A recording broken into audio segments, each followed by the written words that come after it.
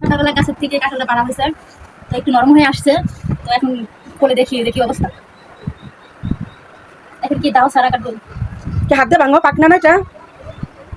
হ্যাঁ পাকা তো?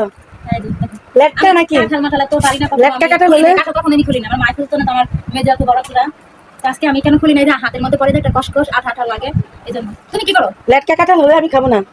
কেন খাবে না? কারণ এটা হতে তো গাছের কাঁঠাল। না না, এই কাঁঠাল নাকি অনেক মজা হয়। তুমি কি কাঁঠালটা ছিলে নিতেছ?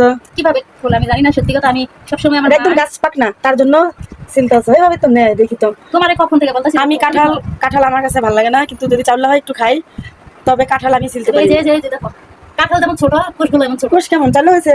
খাইয়া দেখো তো, সুন্দর তো হয়েছে, এই যে তাই না? দেখো, এই যে দেখো কত ছোট। কাঁঠালটা যেমন কোষগুলো তেমন সুন্দর তো হয়েছে যে। মাশাআল্লাহ, এত মিষ্টি। আল্লাহ, এত মিষ্টি। হ্যাঁ, যখন সকালে দিছিল সাথে সাথে যদি খুলতাম তাহলে আরো মানে এই থাকতো, শক্ত থাকতো। এত মিষ্টি এমন ছোট কাঁঠাল, এত মিষ্টি। এবার বিচি কতটুক? এই যে বিচি, বাচ্চা কি না ছোট।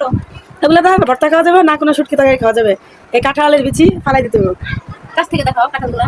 কোন গাছে কাঁঠাল? এই গাছের এটা দিয়া কই গাছে? এই যে দেখো, এই গাছে কাঁঠাল। বিচিগুলো দেখো, এই যে দেখো, কোষগুলো দেখো কত ছোট। কত ছোট! এই যে এত ছোট কাঁঠালের কোষ।